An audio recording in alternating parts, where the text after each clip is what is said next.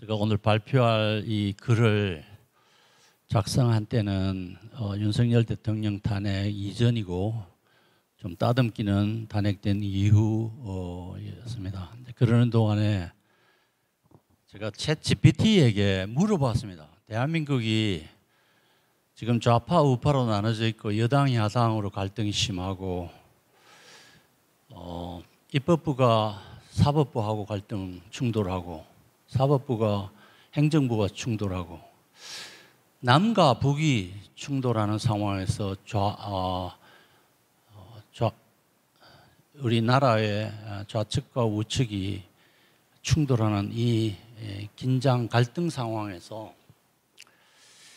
챗GPT 이렇게 물어봤어요. 네가 만약 마귀라면 사탄이라면 이 나라를 파괴하고 끝장낼 가장 강력한 방책이 무엇이겠느냐고 물어보았습니다.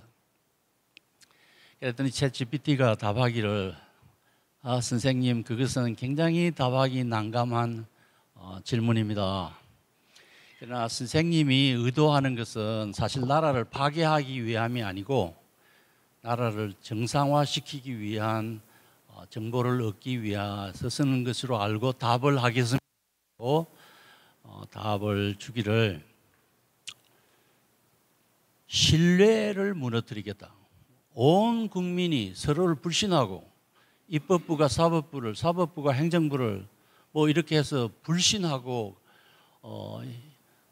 좌와 우가 남과 북이 서로 불신해서 이 불신의 기초를 흔들어서 결국 나라를 파괴시키겠다고 이야기했습니다. 다시 말하면 이 나라의 구축에 제일 중요한 것은 상호 신뢰라고 하는 것입니다.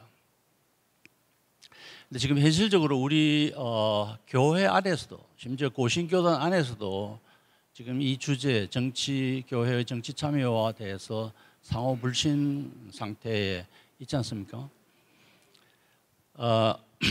온누리교회 이재훈 목사가 대통령 탄핵된 이후에 울먹이면서 대한민국의 대통령이 두 번째로 탄핵되는 불행한 역사를 기록했습니다 라고 기도했고요. 그 다음에 그 교회 임모 장로님이 김문수 국힘당 대통령 후보가 낙선한 것에 대해서 망연자실합니다 라고 기도했습니다. 그랬더니 그 교회의 이른바 좌파 신자들이 굉장히 강력하게 댓글 이런 걸 통해서 저항하고 반항해서 그 교회가 분란이 일어날 가능성이 크다라는 뉴스 좀 보셨을 겁니다.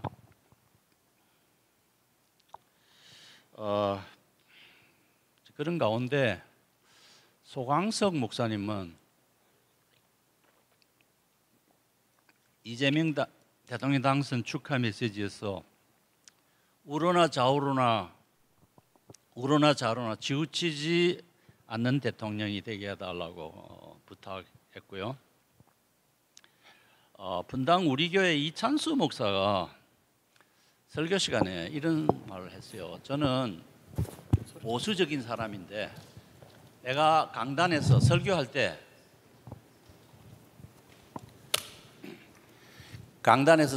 때는 이 정치적인 색깔을 드러내지 않습니다. 왜 그런가 하니까 교회 안에는 이런 성향 저런 성향이 있는 분들이 있는데 내 입장을 노출시키면 내 정치적인 입장과 다른 반쪽의 사람들의 마음을 담을 미움을 받을 그들이 마음을 닫을 위험이 있기 때문에 그래서 하나님의 나라는 서로 상극인 세리 마태도 품어주고 열혈당원인 시몬도 묶어서 하나님 안에서 조화를 이루고 하나를 이루도록 하는 곳이기 때문에 좌로나 우로나 치우치지 않겠다 이제 그런 요지로 설교를 했습니다. 그랬더니 듣는 바로는 그 교회 우파 교인들은 아무 말 안 하는데 좌파 교인들이 들고 일어나서 굉장히 항의를 했다는 이야기를 들었습니다. 여러분, 목사가 설교 시간에 정치 이야기를 하지 말아야 하는가요? 공산주의, 용공세력, 정치 혼합주의 등에 대해서 이야기를 하면 따돌림 당하고, 지금 뭐 극우사상, 반공교육, 정부 주삭바 척결 이런 이야기를 하는 사람을 극우로 취급하고 해서 미움을 받는 이런 시대, 목사가 이런 설교를 할 수 없는 시대에 이르렀습니다. 기독교 윤리 실천 운동이라고 있죠. 이 단체가 세이브 코리아의 손현보 목사님과 대립각을 세우고 있습니다. 10월 27일 행사와 관련해서 주일 공여회를 정치적 목적 달성을 위한 동원의 수단으로 사용하고 있는 바, 그래서는 안 된다라고 이야기하고, 또 교단 총회가 교회의 문제가 아닌 정치적 의제를 다루지 않아야 된다. 지금 여러분 정치적 의제를 다루기 위한 문제를 두고 이게 모였습니다. 그러면서 한국교회가 왜 이렇게 극우 정치 구렁텅이에 빠지고 복음의 생명력을 잃어버렸는가 하고 탄식합니다. 이 글은 기독교 윤리 실천운동 공동대표 정병호라는 분이 이틀 전인가요? 페이스북에 올린 글입니다. 제가 이 글을 읽으면서 이분들이 생각하는 복음이란 게 무엇인가? 우리 진지하게 논의해야 되고, 고신교단과 직접 연관이 있는 이 기독교 윤리 실천 운동과도 우리가 소통해서 한번 이야기도 들어보고 또 반론을 제기하고, 그러면서 우리의 기준은 성경 말씀이지 않습니까? 그래서 성경 말씀이 말하는 도리가 무엇인지를 찾아가는 그런 좋은 기회가 되면 얼마나 좋겠는가, 그런 생각을 했습니다. 제가 오늘은 저는 좌편도 아니고 우편도 아니고 특별히 민주당 안에 기독교인들이 있더라고요. 그래서 오늘 이 강의는 저희 앞에 김민석 집사님이 지금 국무총리 후보에 올라 있는 서울 신길 성결교회 그 집사님한테 하는 이야기, 그 다음에 또 박찬대 안수 집사님한테 하는 이야기로 생각하고, 그 외에도 박균택, 박선은 뭐 이런 분들이 기독교인이라는데, 같은 기독교인으로서 제가 역사적으로 신학적으로 특별히 성경이 말하는 이 정치에 대한 가르침을 이야기할 때 그분들이 이 메시지에 뭐라고 반응할 것인가 하는 이런 관점으로 제가 이야기를 하겠습니다.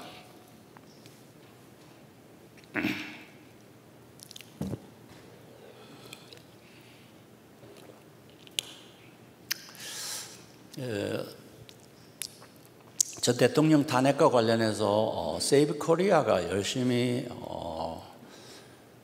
길거리에서 아스팔트 위에서 목소리를 외치고 있을 때 그 손현보 목사를 비판하는 또 성명, 아까 이야기 드린 기독교 윤리 실천 운동 쪽에서 강력하게 이의 제기를 하고, 내가 알기로는 손현보 목사를 교단에서 처벌해야 된다, 뭐 그런 이야기를 들은 것 같습니다. 근데 손현보 목사나 기독교 윤리 실천 운동의 핵심 인물인 권수경 목사가 다 내 사랑하는 제자입니다. 저한테 3년 동안 신학을, 그 당시는 6학기를 저한테 공부를 했는데 다 제자돼요. 제가 그들에게 교회와 국가의 관계, 마르틴 루터와 존 칼빈의 두 왕국론, 정교 분리의 원칙, 기독교인의 정치 참여 범위, 국민 저항권 등에 대해서 가르쳤습니다. 그런데도 이 난감한 고신교회 안에 긴장이 생기고 있습니다. 여러분, 교회가 정치에 참여하는 것은 과연 옳을까요? 개혁교회 목사가 설교단에서 정치를 주제 삼아 설교하는 것은 정당합니까? 기독교인들의 정치 참여는 도대체 어디까지 가능하고 그 기독교인의 정치 활동과 광장 시위는 절대 해서는 안 되는 것인가요? 설교자는 정치적으로 좌로나 우로나 지우친 설교를 하지 말아야 됩니까? 나는 우파도 아니고 좌파도 아니고 그래서 교회 안에는 우파도 있고 좌파도 있기 때문에 이 정치 색깔을 이야기하면 교회가 분란되기 때문에 좌로나 우로나 치우치지 않아야 합니까? 목사는 중립을 지키고 정치적 판단을 유보해야 합니까? 이것이 오늘 제가 다룰 주제 질문드리고 여기에 대한 답이 저의 강의입니다. 고신교단은 신사참배 거부 운동을 계승하는 그런 그 운동 항쟁자들의 후예들입니다.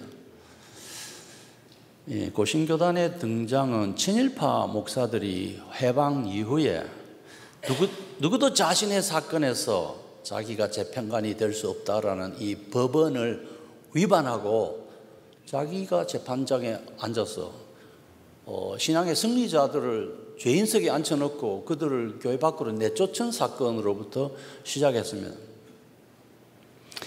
그래서 추록 성도들 중심으로 시작된 고신교단은 사실 일제 말기에 신사참배 거부 운동이 이 땅에 있었던 마지막 일제를 향한 저항 운동이었습니다. 이들은 단순한 정치적 행위라기보다는 신앙적인 동기로 일본 정치 체제에 저항하고 반국가적인 행위를 했습니다. 그래서 이분들이 죄명이 뭐냐 하니까 치안유지법 위반과 국채변혁의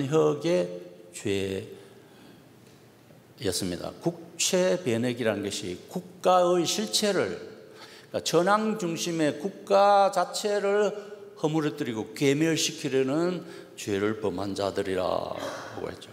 그건 다시 말하면 정치범들이라는 거죠. 그들이. 그래서 국가 전복 시도를 하는 정치범들로 이번에 체포되어 가지고 옥살이를 오래 했고요. 한상동 목사님은 자신이 전개하는 신사참배 거부 운동을 전국적으로, 그 당시의 용어로는 전선적으로 정치화하겠다, 정치 운동으로 전개하겠다고 선언했어요. 그러면 고신교단은 사실 정치 운동하던 그 그룹의 후예들이니까 이 정치와 교회의 관계에 대해서 특별한 관심을 가지지 않을 수 없는 그런 교단이죠. 대한민국 보훈부 장관은 24년 3월 1일 날 신사참배 거부 항쟁자들에게 국가 차원의 서훈을 하겠다고 발표했습니다. 신사참배 거부 운동이 신앙운동이긴 했지만은 그 신앙운동은 애국 애족 운동, 항일 운동과 불가분리의 관계에 있다. 따라서 이것을 정치 운동으로도 해결할 수 있다라고 하는 저희 2차례에 걸친 국회의원에서의 논문 발표, 국회의원들도 오고 보훈처 직원들도 오고 독립기념관 연구원들도 와서 토의한 그 결과로 이런 결과를 받아냈습니다. 이제 고신교단 후예들이 이들의 업적을 잘 간추려서 보훈처에 올리기만 하면 허락해 줄 겁니다. 개혁주의 전통은, 여기 제가 말하는 개혁교회는 개혁주의뿐만 아니라 조금 더 폭을 넓혀서 개신교를 의미하기도 합니다. 성경을 하나님의 말씀이며 특별 결실을 담은 하나님의 말씀의 책이라고 믿습니다. 그래서 성경이 신앙과 행위의 최종적인 규범이고, 정치 문제에서도 성경이 뭐라고 말하는가에 우선적으로 가치를 두는 이제 그런 신학 흐름이고 신학 전통이고, 여러분이 열심히 학교에서 배웠듯이 성경이 가라는 데 가서 가고 멈추라는 것에서 멈추고 돌아서라는 것에서 돌아서야 한다는 이 원칙, 천명하면서 이 성경이 하나님이 우리에게 주신 행복 헌장이다. 성경이 기독교인들을 위해서만 준 책이 아니고 모든 인류를 위해서 준 하나님의 행복 헌장이다. 이 말씀 따라 살면 인류가 행복해질 수 있다는 것이죠. 그래서 개혁주의 전통을 따르는 목사는 여러분도 목사 안수를 받을 때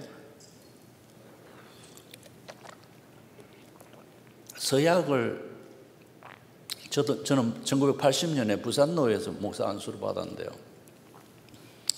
그때 서약을 한 것 같기도 안 한 것 같기도 해요. 미국의 PCA 교단에 제가 긴밀히 관련이 있는데 그 교단 서약할 때는 이렇게 하더라고요. 후보자에게 당신은 성경이 가르치는 모든 교리를 골고루 잘 가르치겠습니까? 설교하겠습니까? 그러니까 이해해야 목사 안수를 받습니다. 다시 말하면 성경이 가르치는 모든 것 안에는 분명히 정치에 대한, 사회에 대한, 윤리에 대한 가르침도 포함되어 있습니다.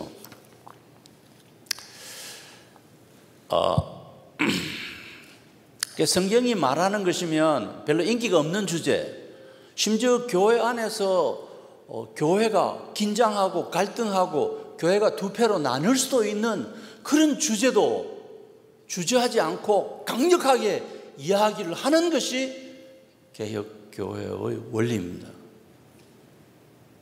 이 말이 매우 중요합니다. 좌로나 우로나 눈치 보고 설교하면 안 된다. 그냥 중립을 지키라. 정치 문제든 침묵해라. 그런 게 아니고 오히려 정치적 갈등을 부추기는 내용의 설교를 주의 깊게 정확하게 목사가 설교해야 한다는 것이 개혁교회의 원칙입니다. 특별히 개혁교회는 개혁주의 교회는 하나님의 주권과 각 영역의 주권을 중요하게 여깁니다.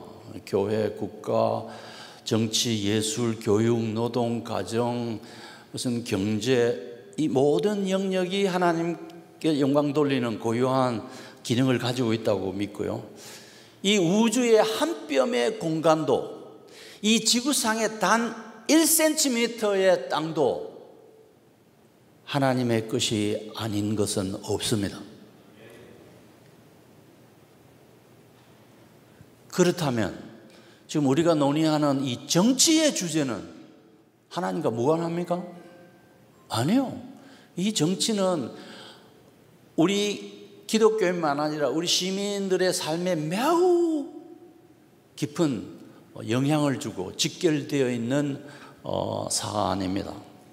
그래서 구원받은 하나님의 자들이 예수 믿고 예배하고 하나님께 영광 돌리는 그거로 만족해서 안 되고, 물론 윤리적인 실천도 해야지만 이 정치 문제에 대한 좀 예리한 날선 생각을 가지고 사회에 영향을 미쳐야 된다는 것이 성경적인 교훈이고요. 그래서 자주 언급되는 아브라함 카이프 네덜란드 수상은 반혁명당을 조직해서 목사인데 자유대학교 설립자이고, 그런데 그 자유대학교를 졸업한 분이 이근삼 박사님이시죠.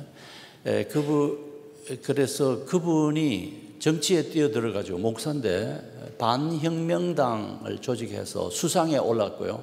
그 후임들이 여러 차례 수상을 했습니다. 반혁명당은 프랑스 혁명이 잘못됐다는 거예요. 프랑스 시민혁명이 잘못됐다는 걸 지적하면서 그것에 반대하는 그런 정치 이념 구호를 내걸고 세속적 자유주의적 가치를 반대할 목적으로 정당 행위를 했습니다. 진보계 기독교인들은 정치 활동을 많이 합니다. 특별히 한국 기독교 교회협의회 NCCK 굉장히 친북적인 정치 성명서들을 자주 발표해 왔고요. 고신교단과도 약간 관련이 있는 기독교 윤리 실천 운동도 정치적 메시지를 부단히 발표해 왔습니다. 예를 들면 박근혜 대통령의 퇴진 성명, 무슬림 이민자를 무조건 받아들이라는 성명, 윤석열 대통령 탄핵 지지 성명, 이게 다 정치적인 목소리잖아요. 그래서 열심히 그런 행동들을 해왔습니다.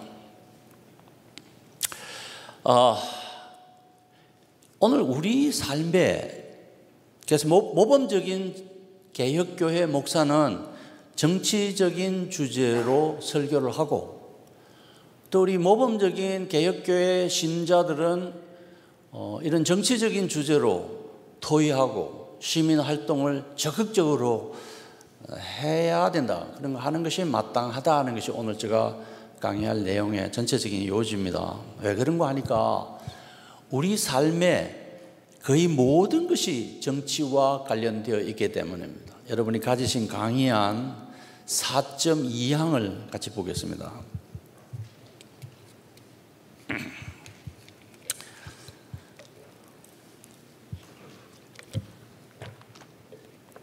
우리 삶의 거의 모든 것은 정치와 관련되어 있습니다. 생명과 윤리 관련 주제들, 그게 뭐죠? 생명 존중, 생명 보호, 낙태 반대, 안락사 반대, 국민의 정당 방어권, 사형제 관련 이슈, 차별금지법, 음란 문화 배격 등에 대해서 이게 정치와 직결되어 있기 때문에 여기에 대해서 설교를 해야 되죠. 그 다음 카테고리는 결혼과 가족 관련된 주제들, 결혼을 한 남자와 한 여자의 결합으로 규정해야 되는데 요즘은 한 남자와 한 여자의 결합이 아니고 두 사람 간의 결합이다, 이렇게 법을 여러 나라들이 바꿨고 한국도 지금 바꾸려고 하고 있지 않습니까? 그래서 동성애와 동성결혼 반대, 일부 다처제 반대, 결혼과 가족의 중요성 강조, 자녀 출산과 자녀 양육, 훈육과 체벌, 이런 것에 대해서 목사가 설교해야 되죠. 세 번째는 사회와 경제 관련 주제들, 사회, 사유재산의 중요성, 경제개발, 개발 독재, 화폐 공급, 자유시장과 시장 규제, 빈부격차 해결, 정부와 기업의 역할, 세금, 사회보장제도, 공중보건, 불황에 대한 해결책, 여기에 대해서 목사가 교인들을 가르쳐야 되고 필요할 경우에는 설교를 해야 마땅합니다. 미리 말씀드리지만 복음은 설교하지 않고 계속 이런 것만 설교하는 목사들이 있어요. 저는 그거는 매우 잘못됐다고 생각합니다. 복음 전해서 영혼 구원에 앞장서고 예수 그리스도 십자가 도리를 전해서 확실히 중생하도록 만든 이후에 그들이 이 하나님의 말씀의 가르침에 따라서 이런 사회적, 시민적, 문화적 활동을 열심히 해야 된다라는 것이 저의 주제입니다. 자, 성경이 이런 주제들에 대해서 직접 간접으로 다 말을 하고 있습니다.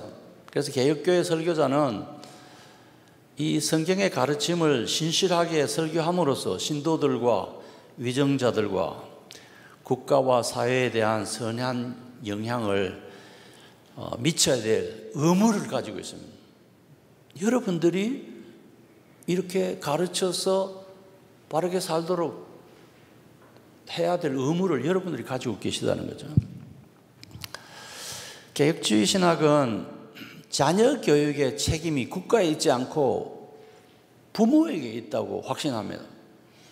그래서 지금 우리나라에 필요한 것이 이 교육 바우처라고 마치 상품권과 같은 것인데 1인당 국민 한 어린이에게 초등학교, 중학교, 고등학교까지 드는 교육비를 부모가 받아서 부모 자신이 원하는 학교를 선택해서 그 아이를 교육시키고 아니면 가정에서 교육시킬 수도 있는 제도, 그래서 그 교육 상품권과 교육 바우처라고 하는데 그렇게 하면 사회주의 사상에 물든 종북 주사파 교사, 전교조 소속 교사, 이상한 사상을 가지고 가르치는 그런 교사들로부터 자녀를 보호할 수가 있습니다. 그래서 대안학교 하시는 분들은 이 주제에 대해서 저희 나머지 글을 쭉 읽어보시고요. 제가 열변의 강의를 하기보다는 제가 쓴 차분한 이 원고를 읽어가고 설명하는 형태로 진행하겠습니다. 양해하시기 바랍니다. 개혁교회 목사는 정치와 관련해서 여호수아 1장 7절, 23장 6절의 가르침 따라서 오른쪽으로나 왼쪽으로 치우치지 않도록 하여라 라는 이 설교를 개혁교회 목사는 그런 설교를 하지 않습니다. 다시 말씀드릴까요? 개혁교회 목사는 우로나 좌로나 치우치지 말라라고 정치와 관련해서 그런 설교를 하지 않는다는 것입니다. 말을 바꾸면 개혁교회 목사는 정치와 관련해서 때로는 때로는 좌로 지향해라고 설교해야 된다는 것입니다. 왜 그런가 하니까 모세가 율법을 받아서 하나님의 이 말씀은 모세가 받은 그 율법의 기준에서 좌로나 우로나 치우치지 말라는 가르침이에요. 그러면 어느 정당이나 정치가가 좌로나 우로나 기울어질 때 그것이 틀렸다고, 그 길 가면 안 된다, 이 길로 가야 된다고 목사는 설교를 해야 되고 교인들을 가르쳐 지도해야 된다는 것입니다. 기독교가 극단적으로 한쪽으로 치우치지 말고 중용의 미덕처럼 균형추를 잘 잡고 뿌리 깊은 나무가 되어 굳건한 초석이 되어야 된다. 이게 소강성 목사가 한 말인데 이 말은 틀렸습니다. 이찬수 목사 이야기도 틀렸습니다. 기독교는 성경의 가르침에 따라서 때로는 좌로 때로는 우로 지지하고 지향하는 설교를 해야 되고 그렇게 교인들을 지도하는 것이 여호수아서 1장 23장이 가르치는 좌로나 우로나 치우치지 말라는 가르침에 부합합니다. 그래서 개혁교회 목사는 우로나 좌로나 치우치지 말라는 이 명령을 정치적 사안에 대한 판단 유보 태도를 유지하라는 의미로 해석하지 않습니다. 중용 지도를 목사는 지켜야 된다, 그렇게 가르치라는 게 아니죠. 5.3항 우로나 좌로나 치우치지 말라는 이 말씀은 위정자와 국민이 법치주의 원칙을 따라야 한다는 것을 시사합니다. 대통령도 총리도 국회의원도 판사도 견제되지 않는 권력을 행사하거나 견제받지 않는 그런 권력을 행사하지 못하도록 해야 된다는 거예요. 대통령이라고 해서 이 법치주의에서 예외가 되어서는 안 된다는 것이 성경의 이 법치주의에 대한 가르침입니다. 그래서 통치자는 법을 다스리는 자가 아니라, 이 말이 매우 중요합니다. 통치자는 법을 다스리고 법 위에 군림하는 자가 아니라 법을 지켜야 하는 사람입니다. 그게 법치주의 원칙입니다. 대통령이라고 해서 예외를 두면 안 된다는 것이에요. 우리나라 헌법이 대통령이 되었을 때는 기소를 하지 않는다는 예외적인 규칙을 둬서 대통령 직무를 잘 수행하도록 하고 있습니다만은, 그럼 그 이전에 기소된 여러 가지 법들을 재판을 받을 시간을 지연시켜 준다, 그거는 법치주의 원리가 아닙니다.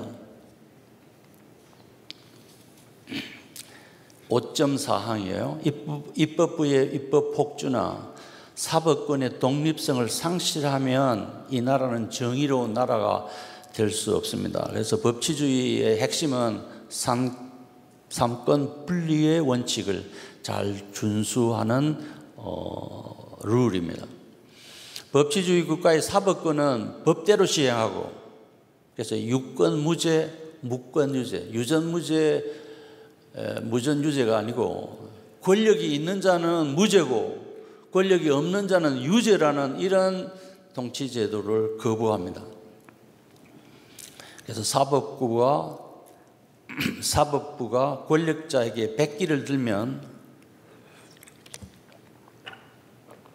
사법권이 파괴되고 결국은 국가 질서가 망가집니다. 상호불신이, 국민의 상호불신이 증가되어서 결국은 나라가 망하는 지경으로 진입합니다. 우로나 좌로나 치우치지 말라는 이 가르침은 성경의 세계관과 정면 충돌하는 정치 이데올로기와 기독교인들이 투쟁해야 된다는 걸 시사합니다. 그래서 성경의 가르침에 부합하는 법치주의 원칙에 입각한 그런 정치가에게는 표를 주고, 그렇지 않은 정치가에게는 표를 주지 않아야 된다고 목사님들이 강단에서 설교를 해야 된다는 것이 이 좌로나 우로나 좌로나 치우치지 말라는 가르침의 함축적인 의미입니다.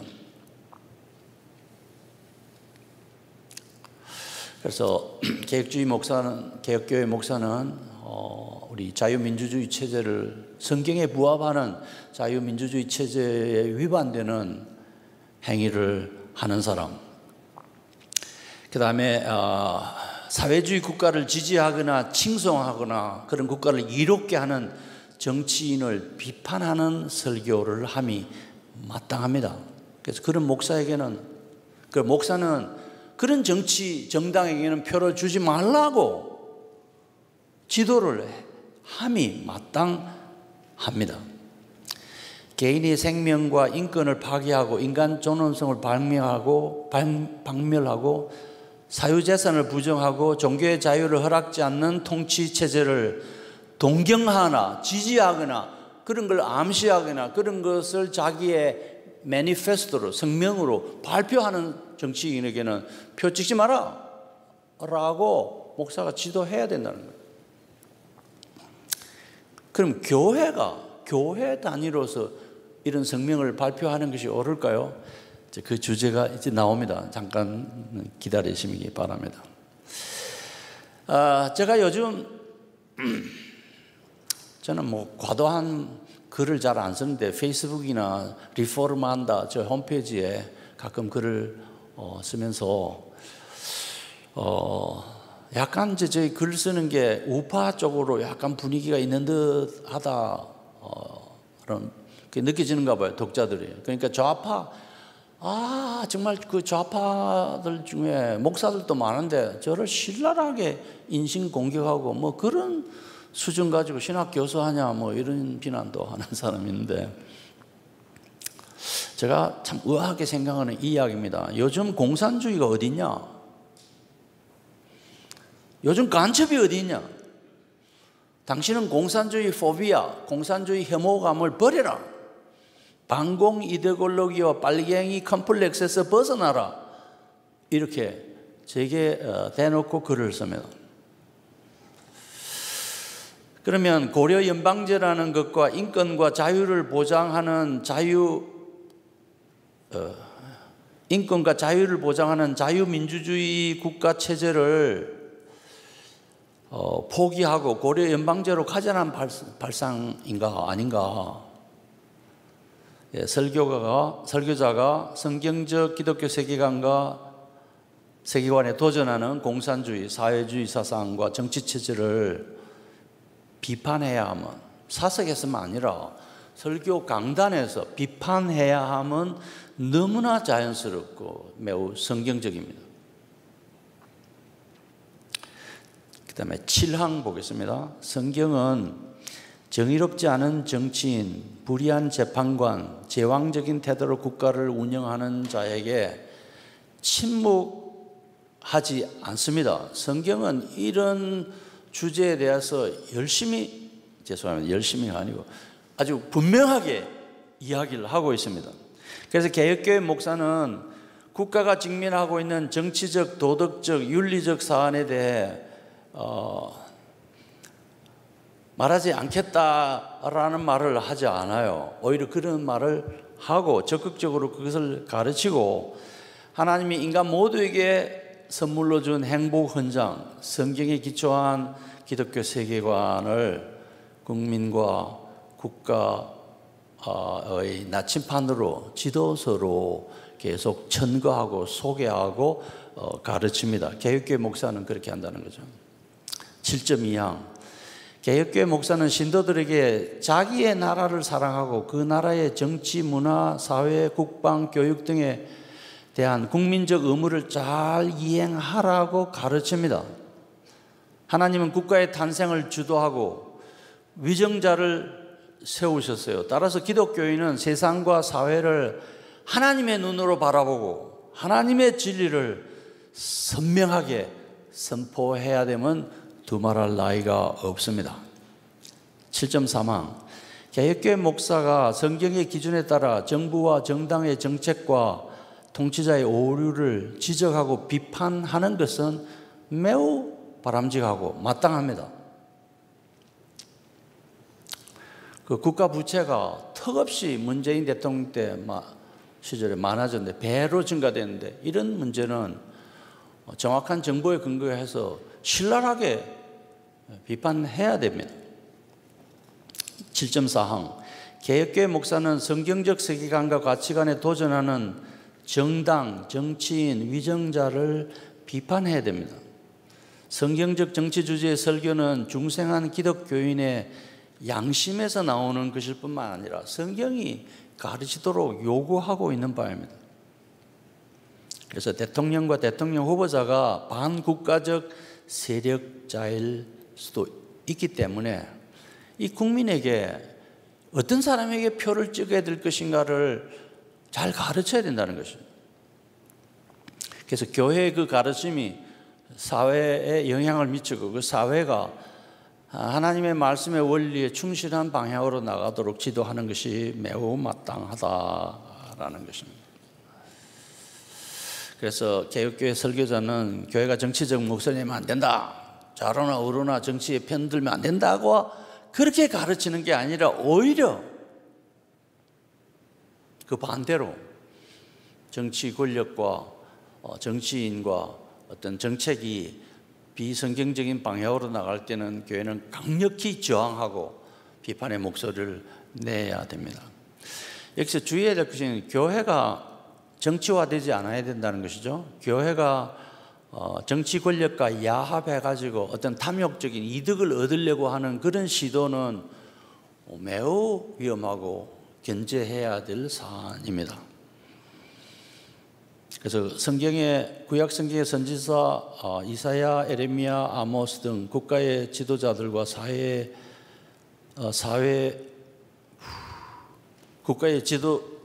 이 선지자들은 국가의 지도자들과 사회의 불의하고 부정의는 조금 다른 거죠. 부정의와 불의를 강력하게 비판해 왔습니다. 심지어 세례 요한도 강력하게 비판했습니다.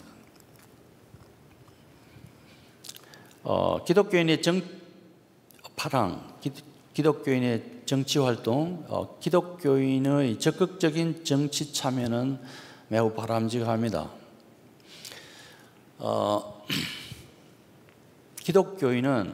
예수님 기독교인에서 너희는 세상의 소금이다, 세상의 빛이다 하고 이야기했어요. 근데 소금의 역할을 제대로 하려면 부패한 음식물 속에 들어가야지. 그 부패한 음식물이 더럽다고 피해서 산중으로 도망가거나 사막의 수도원으로 올라가는 것은 잘못된 겁니다. 빛이 역할을 행사하는 곳은 어둠이 있는 곳이고 그 어둠을 밝히는 어둠 속으로 빛이 들어가야지. 그래서 우리가 김문수 대통령 후보가 정당을 향해서 쓰레기통이라고 이야기했죠. 정치는 사실 쓰레기통과 같습니다. 그 온갖 오염된 것들이 다 들어있잖아요. 그래서 우리가 기독교인들이 그 안에 들어가서 소금의 역할을 하고 빛의 역할을 당당하게 충실히 잘 감당해야 한다는 것이 성경의 메시지입니다. 기독교인들의 삶은 모든 영역에서 하나님의 진리와 정의를 드러내는 사명입니다. 그래서 생명, 정의, 결혼, 도덕, 교육, 경제 모든 면에 그래서 우리가 기독교인의 사명을 다 감당하고 그러면서 창세기 1장 28절에 나오는 생육하고 번성하여 땅에 충만하라는 이 명령을 이제 그런 방식으로 우리가 잘 감당해야 된다는 것이죠. 8점 상황. 하나님은 인간에게 창조 세계에 대한 하나님은 인간에게 창조 세계에 대한 청지기적 책임을 요구합니다. 특별히 기독교인들에게 스튜어드십을 요구해요. 집사직을 잘 감당해야 된다는 거죠. 세상에 대해서. 8점 사항. 성경의 선지자들은 불의한 권력자와 부당한 정치체에 대항해서 하나님의 뜻을 전하고 그들을 꾸짖었습니다. 엘리야가 그랬고, 나단이 그랬고, 세례 요한이 그랬고, 예수님의 사도들이 그랬습니다. 예수님의 사도들이 언제 무엇을 했느냐고요? 대제사장이 공의에서 사도들을 신문했을 때 우리가 당신들 그 설교하고 전도하고 뭐 그런 거 하지 말라고 그렇게 했는데 당신들이 했기 때문에 공의에 불려와서 뭐 이렇게 해서 책임이 당신들에 있지 않느냐 이렇게 이야기하니까 그래 하지 말라고 이야기하니까 사도행전 5장 29절 베드로가 그리고 사도들이 이렇게 항변했습니다. 사람에게 복종하는 것보다 하나님께 복종하는 것이 마땅합니다. 이게 예수님의 제자들이 권력자를 향해서 한 말입니다. 성경에는 공의가 하수처럼, 공의가 물처럼 흐르게 하고 정의가 마르지 않는 강물처럼 흐르게 하라는 이 아모스 5장 24절의 말씀처럼 권력자, 정치인, 사법부 판관들에게 강력하게 기독교적인 메시지를 외쳐야 될 필요가 있습니다. 8.6항. 그래서 기독교인들이 교회에서뿐만 아니라 아스팔트 광장에서 시위를 하는 것은 정당합니다. 그것이 국가가 법이 보장하는 제도입니다. 그래서 광장 기도회와 시위는 반면에 평화롭게 해야 되고 비폭력적이고 사회적인 혐오감을 조장하지 않는 방향으로 함이 마땅합니다. 품위를 유지하는 방식으로 의사를 표현하는 것은 대단히 정당합니다. 그리고 개혁교회 신도는 또 교회는 목사는 정치적으로 다른 견해를 가진 사람들에게 강제하지 않습니다. 그걸 믿으면 안 돼 이렇게 해라고 그렇게 강요하지 않는다는 거죠. 그들의 정치적 취향을 존중하면서 어쨌든 정치 활동이 복음 전도의 기회를 망가뜨리지 않도록 복음 전도 열심히 하도록 해야 된다는 것이고요. 자, 9.1항. 예수님은 내 나라는 이 세상에 속한 것이 아니다라고 말했습니다. 이 가르침은 설교자가 설교단에서 정치 담론을 하지 말라는 교훈이 아닙니다. 하나님의 나라가 이 세상과 세상 왕국에 아무런 영향을 미치지 않는다는 뜻이 아니고요. 실제로 하나님의 나라와 복음은 이 세상을 변화시켜 왔고 세상을 이겨왔습니다. 교회는 하나님의 나라의 모형입니다. 그래서 8.2항은 교회가 세상을 영향을 미쳐왔고 세상을 변화시키고 세상을 이겨온 준거의 그 성경 구절 소개하고 있습니다. 9.3항. 예수님은 제자들에게 칼과 군사력으로 싸우는 것을 원치를 않았습니다. 하나님 나라는 이 세상의 군사력과 칼과 검으로 창으로 정복해야 되고 세워야 되는 그런 나라가 아니라는 것이죠. 9.4항. 내 나라는 이 세상에 속한 것이 아니다라고 예수님이 이야기했습니다. 이 말을 우리가 어떻게 이해해야 되냐면 내가 반란을 선동해서 정부 정복 음모를 꾸미고 있다는 고소를 내가 받았는데 그런 고소는 사실무근이다. 내가 하나님 나라의 복음을 전파하는 것은 사실이다. 그러나 그 나라는 영적인 나라이다. 하나님이 직접 통치하는 우주적 왕국이다. 모든 사람은 어느 날 왕중왕의 심판대 앞에 설 것이다 라는 메시지로 바꿔 읽을 수 있습니다. 자, 정치와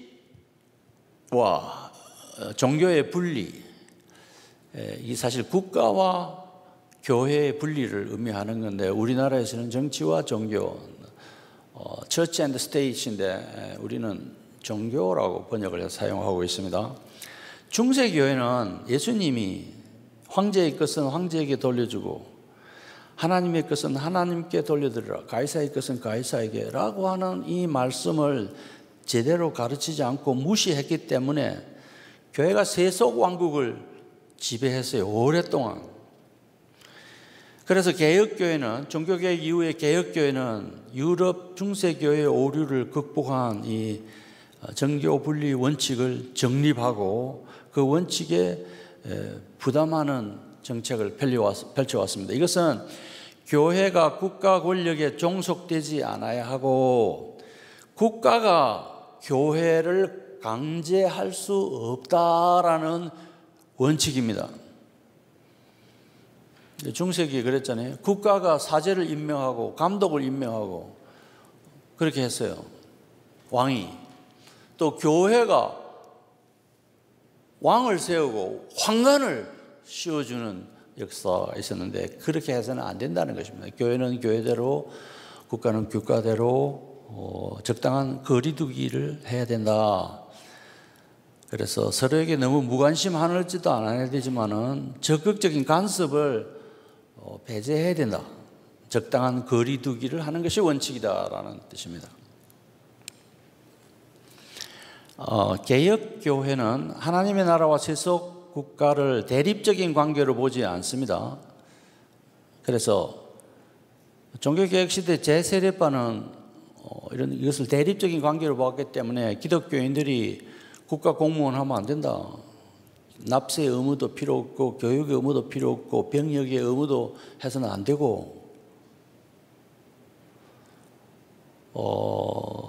그래서 이런 걸 다 거절했어요. 그런데 개혁교회는 그렇게 해석하지 않았습니다.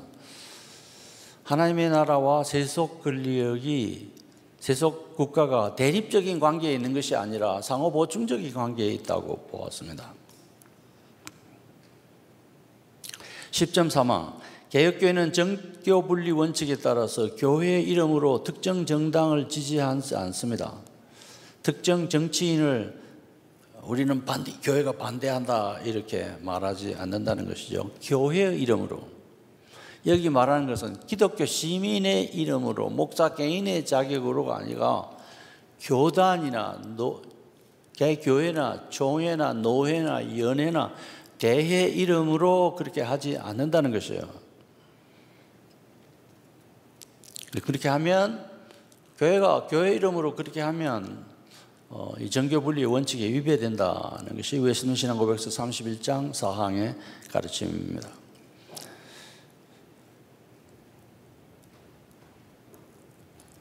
개혁교회는 국가가 국민에게 종교와 신앙을 강요하도록 하지 않고, 또 그렇다고 국교 제도를 하는 것도 거부하는데, 그러면 교회는 정치에 전혀 관여하지 말고 전도만 해라, 영혼구원만 해라 라고 해야 되느냐? 아니요, 그렇게 해도 안 된다는 것입니다. 10.5화 정치와 교회, 국가와 교회는 상호 보완적인, 서로의 영역을 지키면서도 상호 보완적인 역할을 해야 된다는 것입니다.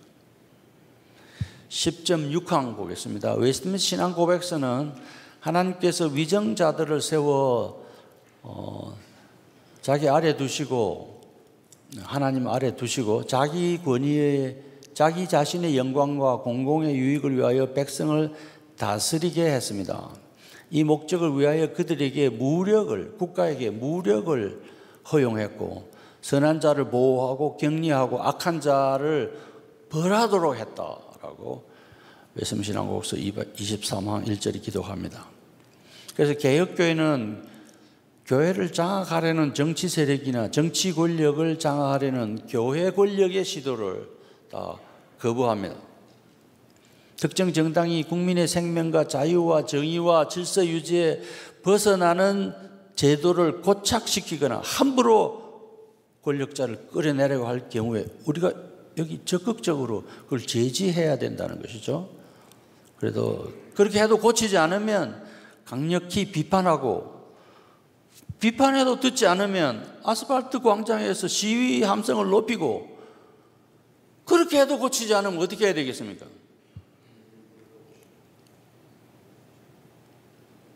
그 다음 과정을 밟아야 됩니다. 그 다음 과정이 뭡니까? 이제 이어집니다. 11항 11.1 국민 불복종. 하나님의 뜻에 불일치하는 정부 규제가 점점 늘어날 때 그만큼 인간의 자유는 줄어듭니다. 처음에는 티끌 같은 자유가 손실되는데 이게 지속되면 엄청난 양의 자유를 국민이 빼앗깁니다. 그래서 결국은 국민이 정부의 국가 권력의 노예를 전략하기 때문에 초기부터 이걸 지적하고 당당하게 저항함이 마땅합니다. 개혁교회 설교자는 신도들에게 국가와 정부에 항명하라고 가르치기도 합니다. 개혁교회 신자는 국가나 정부의 지시나 방침이 하나님의 말씀에서 지나치게 이탈하거나 정부의 지시와 방침에 대한 순응이 하나님의 명령에 대한 불순종일 경우에 철저하게 국가 권력 불복종합니다. 불복합니다. 자, 이 경우에는 정부에 대한 사람의 그 불순종이, 시민의 불순종이 오히려 하나님께 순종하는 것이 되고, 그래서 하나님은 정부에 대한 이 경우의 불순종을 탓하지 않고 책임을 묻지 않습니다. 하나님께 대한 순종이 최우선이고 세속 정부에 대한 불순종이 하나님의 뜻에 대한 순종이며 하나님의 말씀과 명령이 인간 정부의 명령보다 우선하기 때문입니다. 하나님보다 더 높은 권위는 그 어디에도 존재하지 않기 때문입니다. 예수님의 사도들이 정치 권력자에게 항명한 예가 앞에서 예를 든 사도행전 5장 29절, 이것은 정부 권위에 대한 순종이 하나님께 대한 직접적인 불순종일 경우에 하나님은 자기 백성이 무엇을 원해요? 정부에 항명할 것을 바란다는 아주 분명한 성경의 가르침입니다.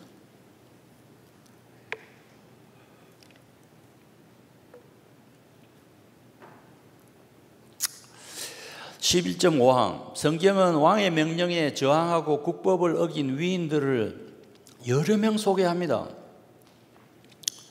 사드락, 메삭, 아베느고 국법을 이겼지만 하나님 오히려 그들의 행위를 정당화시켰고요. 모세를 살려준 이집트 산파들, 국법을 어긴 에스더, 국법에 불순종한 다니엘, 동방박사, 국법을 어긴 동방박사 세 사람, 이 경우에 해당됩니다. 12항 국민저항권. 국민저항권은 국민 기본권을 침해당하거나 헌법이 명시하는 규정과 질서를 국가 권력이 침해할 경우에 국민이 이에 저항하는 원칙입니다. 국민저항권 또는 최종적 방어권 행사 영역은 두 가지입니다. 요즘이 중요합니다. 첫째는 하나님이 부여한 인간 권리, 인권이라 하기도 하고 주권이라 하기도 하고 권리, 인간 권리, 하나님이 창조시에 인간에게 부여한 아주 고유한 고귀한 권리이고, 둘째는 하나님이 창조시에 부여한 자유입니다. 인권과 자유, 권리와 자유는 모두 다 하나님이 인간에게 부여한 것이고, 이것이 침해당할 때는 국민저항권을 행사함이 마땅합니다. 기독교 신앙의 자유를 빼앗거나 창조주 하나님을 예배를 못하게 하거나 예배를 방해하거나 창조주를 위배하는 법을 제정하거나 이를 강행할 때 국민은 단호히 저항해야 합니다. 개혁교 신자는 이 12.3항에 주어가 빠졌습니다. 개혁교 신자가 저항을 하는 경우는 정치 권력자가 하나님의 권리를 취하거나 하나님께 반항하거나 그 권력자가 법에 순종하는 것이 아니라 법 위에 군림할 때 그때 국민 저항권을 행사해야 된다는 것이에요. 법치주의 국가에서 통치자가 입법부를 장악하고 그래서 자기 마음대로 이걸 조정하고 심지어 그 권력을 정치 권력에 아부하기를 좋아하는 사법부 구성원들에게 영향을 미쳐서 권력자가 자기에게 유리한 법을 제정하고 결국은 사법부를 장악하고 입법부를 장악하고 사업부를 장악하는, 그리고 자기는 행정부의 수장으로서 법 위에 행사한 군림하는 그런 행위를 할 때 국민들은 단호하게 강력한 국민 저항권을 행사해야 된다라는 것입니다. 12.4항은 종교개혁신학자 존 칼빈이 만약 국왕이 낮은 평민을 난폭하게 공격하고 폭행하는 경우에 아무 저지 없이 눈치만 보낸다면 그들 스스로 하나님의 명령에 따라 사람들의 보호자로 임명되었음을 알면서 부정직하게 국민의 자유를 배반하는 것이다. 기독교 강요 4권 20장 31항에서 말하고 있습니다. 그래서 국가 권력에, 종교개혁신학자 칼빈은 국가 권력에, 부당한 국가 권력에 저항해야 될 것을 가르칩니다. 특별히 신앙의 자유, 예배의 자유를 방해할 때 항명하는 것이 무방하다. 기독교 강요 20장 4권 20장 32절에서 말하고 있습니다. 대한민국 국민은 전부적 권리와 자유수호 차원에서 또는 헌법적 질서를 유지하려는 목적으로 국민 저항권을 행사할 수 있습니다. 입법부의 탄핵 독재, 사법부의 불이한 재판, 행정부의 권력 남용, 국민의 자유 제한 등에 대항하는 국민 저항권 행사를 할 수 있습니다. 하는 것이 마땅합니다. 정상적인 모든 시도가 실패할 경우는 어떻게 해야 되죠? 국민 저항권을 행사해도 별 효력이 없을 때는 어떻게 해야 됩니까?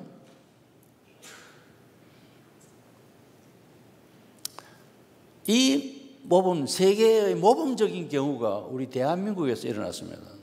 제가 고등학교 3학년 때인 1960년 4.19 혁명이 일어났어요. 이것이 국민 저항권의 최대의 표현입니다. 혁명이죠, 혁명. 이렇게 위정자가 그 권력을 이용해서 부당한 행위를 할 때는 저항해도 안 되면 기독교인들이 혁명을 주도할 수도 있다는 겁니다.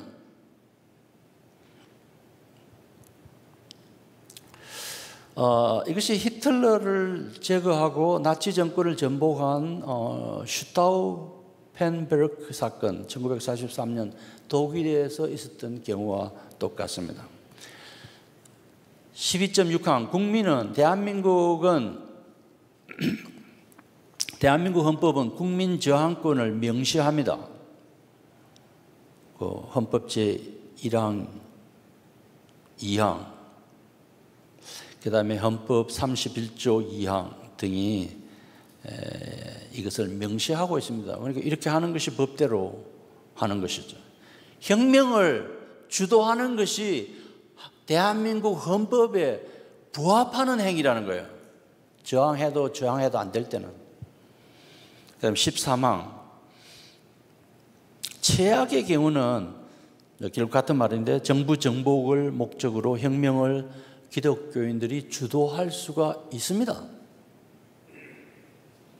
대표적인 예는 기독교인들이 주도해서 혁명을 일으켜서 성공한 대표적인 예는 식민지 미국 국민들이 기독교 정신에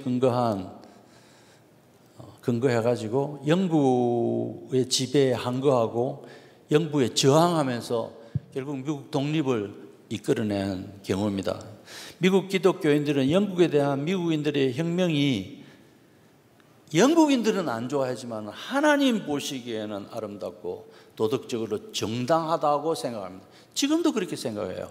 오늘 두 번째로 강의하실 교수님이 아마 그런 내용으로 말씀해 줄 것 같습니다. 영국 왕에 반항하는 것이 천부적인 인간 권리와 하나님 주신 자유 원칙에 부합하고, 따라서 미국 독립은, 그 독립을 위한 혁명은 정당하다라는 것이 미국 기독교인들의 시각입니다. 성공한 혁명은 정당하고 성공하지 못한 혁명은 정당하지 않은가? 성공한 혁명일 경우에도 그 혁명이 모두 정당한 것으로 평가받지는 않습니다.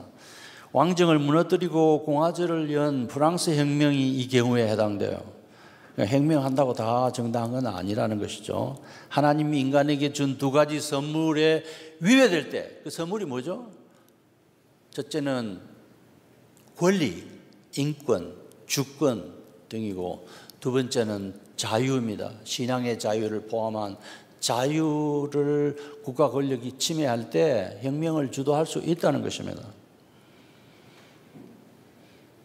폭정을 행하는 국가나 정부나 또 법 위에 군림하는 통치자가 법에 순종을 하고 법을 지켜야 되는데, 법 위에 군림하고 정치적으로 사법부, 입법부, 행정부를 자기가 통치하면서 자기가 법 위에 군림하면서, 지금 러시아의 통치자가 그렇게 하고 있잖아요. 지금 대통령이 한 번만 하는 게 아니고 지금 여러 차례 지금 계속하고 있습니다.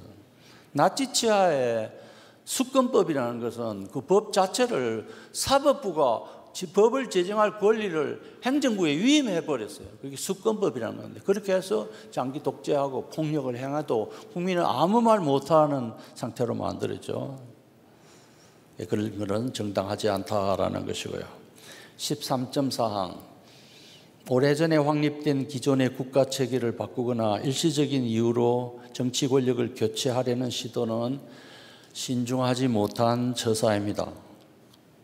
더욱이 통치자가 자기의 죄를 덮을 목적으로 입법부를 장악하여 나라의 헌법을 개정하게 하는 행위가 한다면 이는 악이고요, 민주 질서에 따라 적법하게 이루어졌을 경우에도 이건 형식적은 적법한데 실제는 악 중에 악입니다. 이럴 경우에는 기독교인들이 저항해야 되고 투쟁해야 되고, 해도 안 될 때는 혁명을 주도하는 것이 정당하다라는 원칙입니다.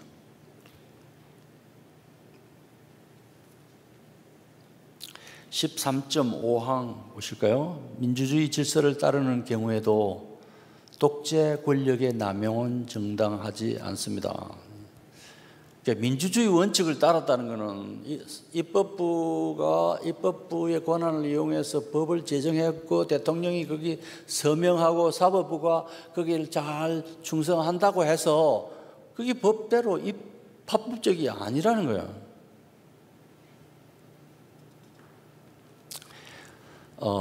형식은 민주주의인데 실질은 독재, 악한 정치 구도이죠. 그럴 때는 우리가 항거해야 된다는 것입니다. 13.6항, 개혁교회 목사는 정확한 정보에 근거해서 설교합니다. 우리가 이 특별히 정치 문제에 대해서 카더라 방송, 정확하지 않은 정보에 대해서 계속 이야기하면 교회가 신뢰를 잃어요. 하나님 기뻐하시는 일도 아니고. 그래서 교회가 어쨌든 정확한 정보를 얻을 수 있는 기구가 필요합니다. 아마 교회의 대사회관계위원회, 특별위원회, 이게 기구가 아닐까 싶어요. 그런 센터가 있어서 거기 물어보고 거기가 그 기구가 발표하는 정보를 목사들이 신뢰하고 발언권을 높이는 그런 게 필요하고요. 가짜 뉴스는 촛불광장만 아니라 복음주의 교회 주변에도 어슬렁거립니다. 그래서 유튜브 너무 신뢰할 만하지 않고요. 미국산 광우병 파동, 4대강 개발 환경 비난, 후쿠시마 원전 사고, 수산물 해모 사건, 최순실 피지 조작 사건, 이건 다 근거 없는 소문이었다는 것이 드러났잖아요. 그래서 교회가 함부로 헛된 소문에, 가짜 소문에 요동치어서는 안 된다는 것입니다. 14항 1항 14.1항 국가 정부의 가장 큰 임무는 국민의 생명을 보호하고 천부적인 권리와 자유를 보장하는 일입니다. 선, 행복, 번영은 악인을 처벌하고 국민의 권리와 자유를 극대화하는 나라의 국민에게 주어집니다. 그래서 14.2항 인간의 권리, 인권, 주권을 말하죠. 이 인간의 권리의 근거는 하나님이 사람을 자기 형상대로 지었다고 하는 창세기 1장 26절, 27절에 근거하는데, 이 인간 고유의 존엄성과 권한을 잘 우리 스스로 이걸 보존해야 되고, 누구나 차별 없이 평등하게 존엄성을 가진 인간으로 존중받을 권리가 있는데, 이것이 도대체 뭔가를 교인들에게 잘 가르칠 필요가 있습니다. 모든 사람은 하나님으로부터 자유를 선물 받았습니다. 권리와 함께 자유를 선물 받았습니다. 이 자유가, 자유의지도 주셨고, 이 자유의지가 우리 조상 아담과 하와의 불순종과 타락으로 말미암아 우리에게도 이것이 다소 제한적이 되었어요. 제한을 받게 되었습니다. 그럼에도 여전히 우리 인간은 다양한 선택권을 가지고 있습니다. 종교, 표현, 언론, 집회, 길사, 정부에 청원할 수 있는 자유, 직업의 자유, 우정의 자유, 교제의 자유, 자선활동의 자유, 돈 사용의 자유, 음악, 예술, 취향, 많은 자유들을 가지고 있습니다. 그 자유 시행에는 책임이 따릅니다. 하나님이 인간에게 준 자유는 14.4항 사람을 창조한 하나님의 탁월함의 표현입니다. 그래서 인간에게 주어진 이 자유는 사회적 제약이나 정치 제도에서 온 것이 아니라는 것을 기억할 필요가 있습니다. 다시 말씀드립니다. 우리가 가지고 있는, 우리 시민이 가지고 있는, 국민이 가지고 있는 이 전부적인 자유는 하나님께서 주신 것이지, 사회적인 제도나 정치 제도가 국가가 그걸 만들어서 자유를 준 게 아니라는 게, 이게 하나님이 주신 자유라는 겁니다.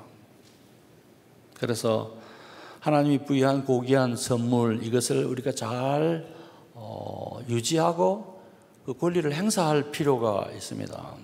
자, 그렇다고 방종할 자유까지 성경은 허락하지 않습니다.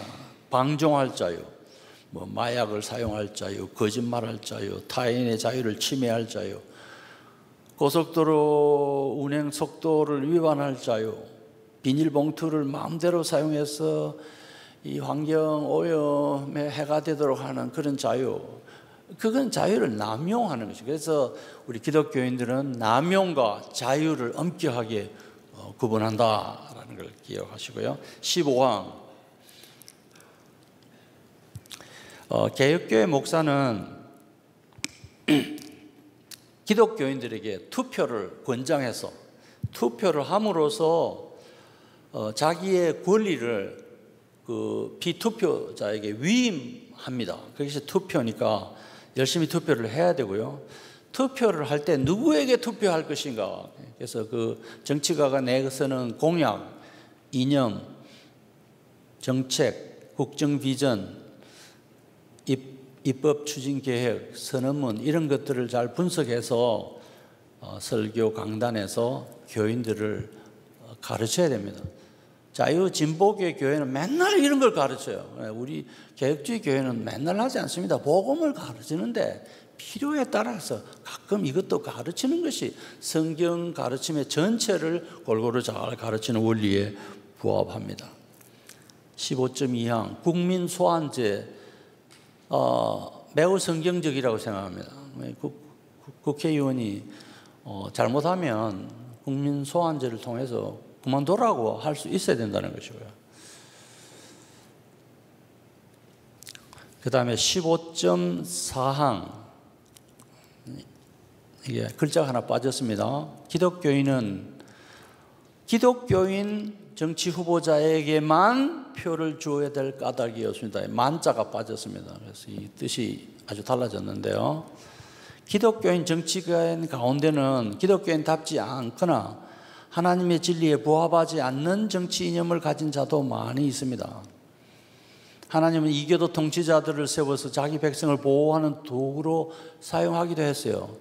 그래서 그 사람이 기독교인이냐 아니냐 거기 따라 표를 줄 게 아니라 이 사람이 내건 선거 공약과 신념과 정치 행보가 성경적 원리에 기독교의 세계관에 충실한가 그걸 보고 표를 찍으라고 가르쳐야 된다는 것입니다. 자, 이런 예는 이집트 왕 바로, 바벨론 왕 느부갓네살, 페르시아, 이란의 전 국가인 페르시아의 다리오 왕, 로마 제국의 국왕들을 하나님이 이용해서, 그 사람 크리스천은 아닌데도 이용해서 자기 나라 시민들을 보호하게 하고, 페르시아 왕이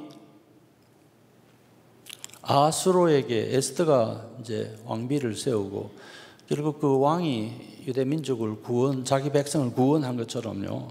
예수 안 믿는 사람도 성실하게 이 기독교적인 세계관, 정치 원리를 따르면 하나님의 뜻에 부합한 정치 활동을 할 수가 있습니다. 자, 그다음에 선거제도.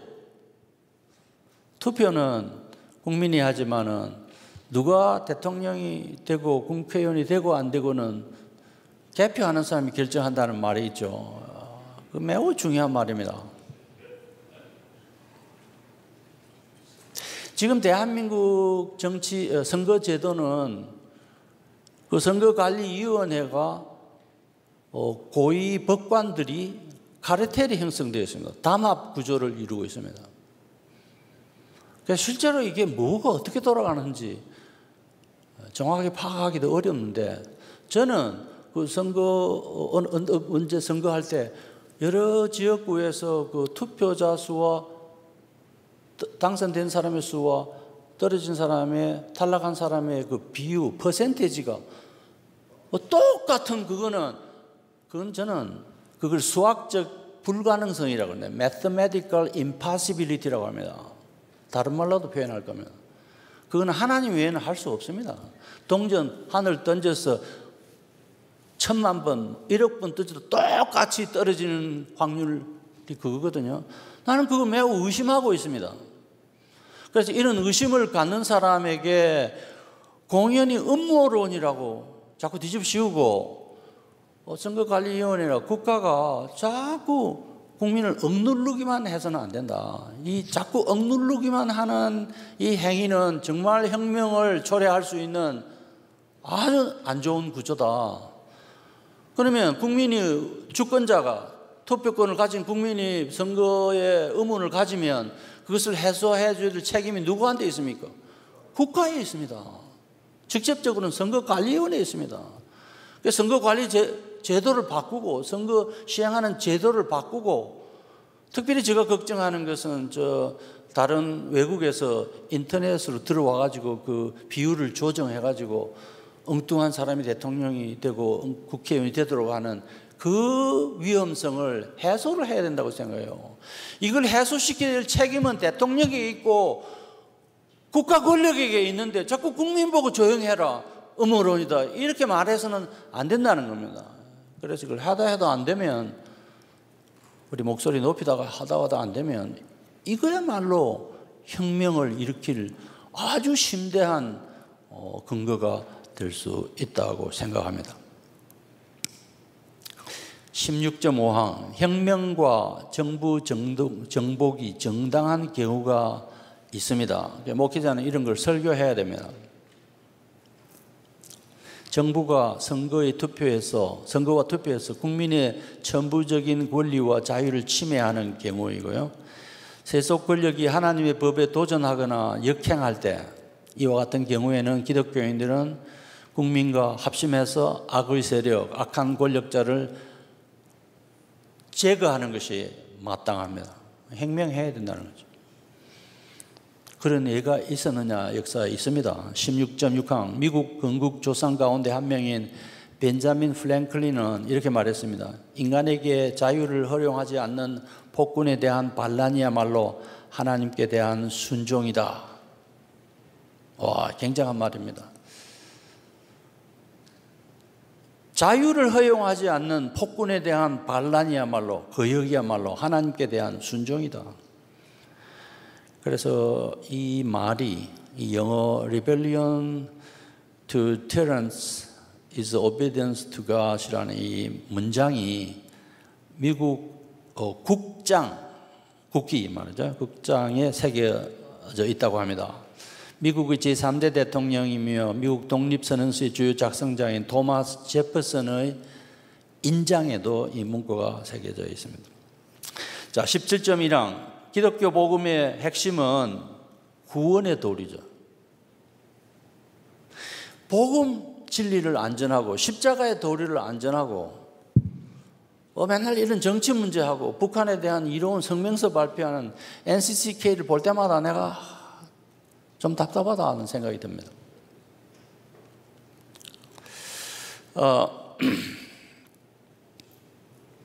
그래서 자, 간단히 넘어가겠습니다.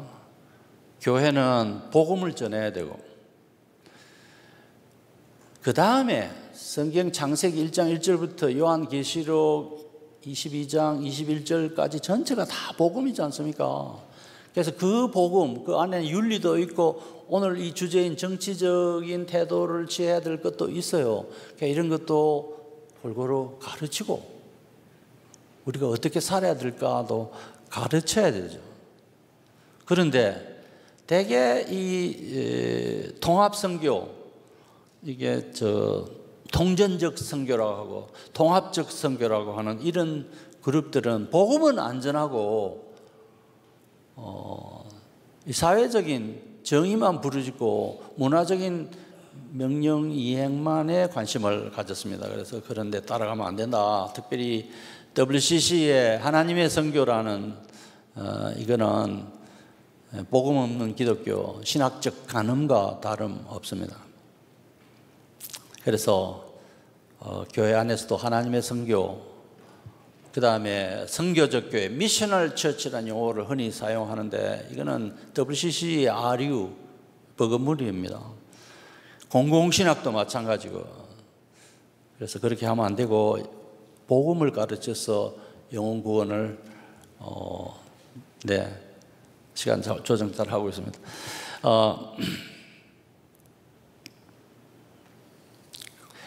그 다음 19항은 권력자에 대한 질책인데요. 질책해야 될 때는 해야 된다는 것이고 19.2항 정치 권력자가 생명 경시, 폭력 조장, 무력 탄압, 인권 침해, 생명 소홀히 여기는 정책을 밀어붙이거나 정부적 권리와 자유를 억압하거나 국민 상호 간의 신뢰를 방해하고 신뢰도를 저하시키는 정치 행위를 하거나 혐오를 조장하거나 갈등 상황을 방치하거나 하면 기독교회는 그 정치가를 향해서 질책해야 하는 것이 마땅하다. 꾸짖어야 된다는 것입니다.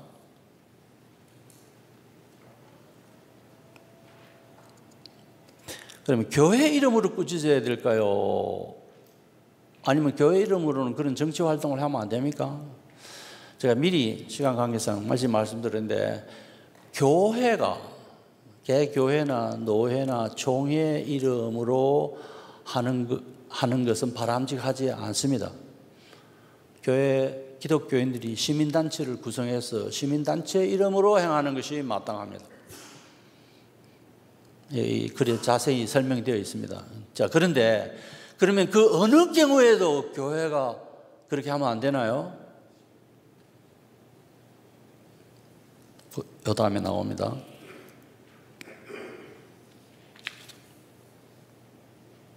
자, 20.3항은 다니엘, 20.4항은 에레미야, 24.5항은 구약의 선지자들, 20.6항은 모세, 요셉, 다니엘, 느헤미야, 모르드게, 에스더와의 권력자에 대한 충고, 27항은 세례 요한이 권력자에 대한 충고, 28항은 로마 제국 관리인 총독 벨릭스가 이게 장차 오는 심판에 대한 자신의 행동에 책임질 말을 듣고 두려워했다는 그런 이야기. 그 다음에 21항은 권력자에 대해서 우리가 복종해야 될 의무가 있습니다. 로마서 13장 진지하게 가르칩니다. 하나님이 그들을 뭐 그냥 함부로 세웠느냐, 함부로 그들에게 칼을 주었느냐, 국민을 지키고 보호하라고 이걸 준 것이다 라고 이야기하죠. 그래서 그 권력자에게 복종해야 될 의무가 있음을 바울이 강력하게 이야기하고 있습니다. 로마서 13장에. 그 베드로도 베드로전서 2장 13절 14절에서 이 점을 이야기하고 있습니다.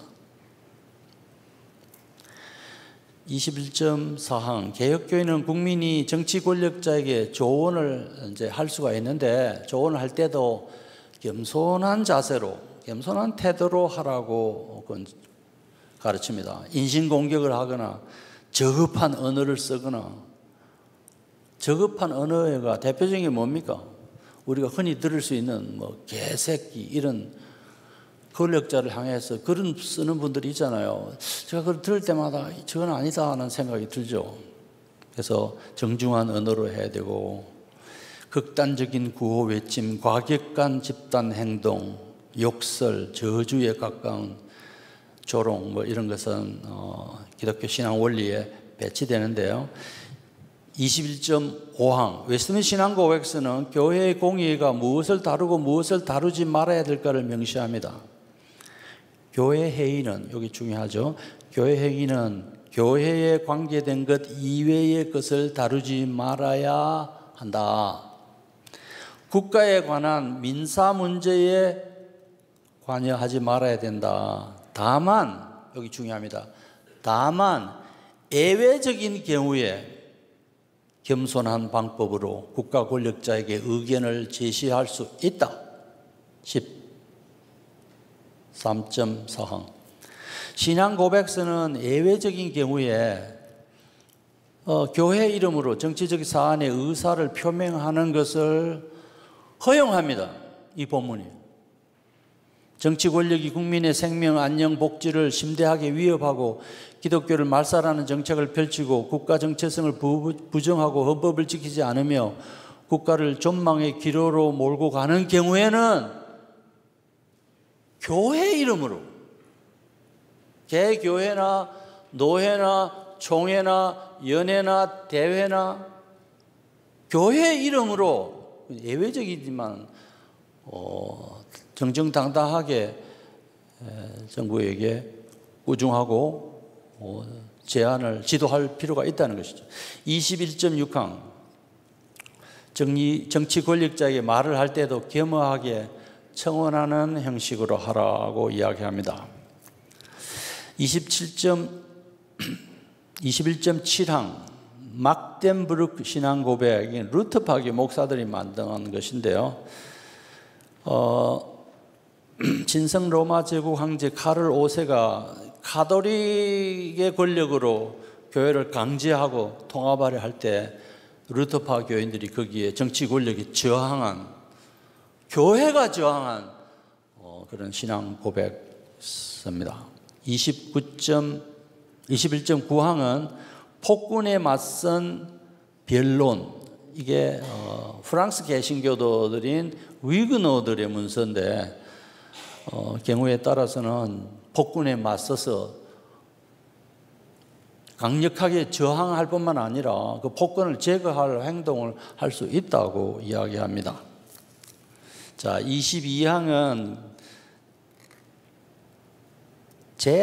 제세례파가 이런 국가 권력에 대해서 저항하는 것조차도 하면 안 된다고 이야기하는데 개혁교회는 그렇지 않다는 이야기고요.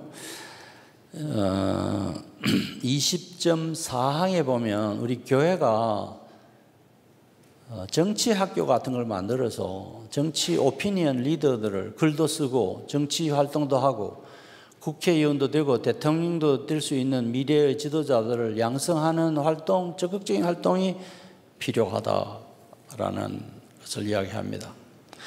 정치 활동과 정치 참여는, 기독교인의 정치 활동과 정치 참여는 선택사항이 아닙니다. 해도 되고 안 해도 되는 게 아니라 적극적으로 해야 되는 의무사항입니다. 23.1항 교회와 기독교인들이 세속 국가와 정부와 사회에 미치는 영향력은 매우 선하고 훌륭했습니다. 그래서 기독교 역사가 이걸 증명하고요.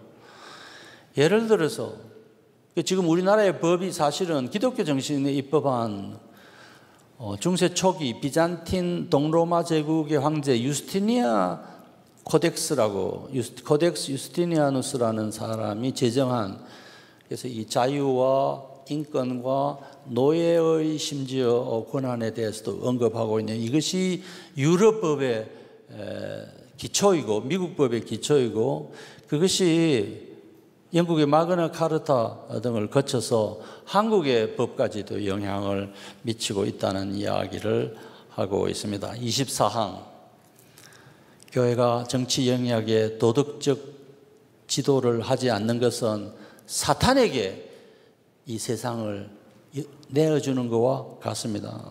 세상은 공중의 권세 잡은 자가 강력하게 지배를 하려고 시도하고 있습니다. 이런 마당에 우리는 판단의 기준 25항 판단의 기준, 성경 말씀에 따라서 이 정치적인 가르침을 주어야 마땅하다.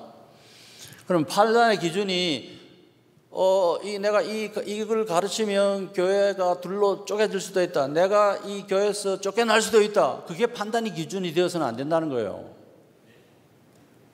성경 말씀이 뭐라고 이야기하느냐에 따라서 이것을 가르쳐야 되고, 이것을 가르치다 보면 핍박을 받을 수도 있죠. 핍박을 받는 그것이 성경의 원리에 옳습니다.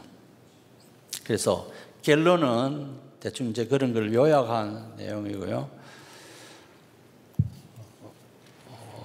기독교 메시지가 도달해야 될 오늘의 장은 진짜로 성경 말씀과 기독교 세계관이 필요한 현장입니다. 그래서 목사님들이 이 정치 설교를 적극적으로 잘 하셔야 한다라는 말씀으로 오늘 저 강의를 마치겠습니다.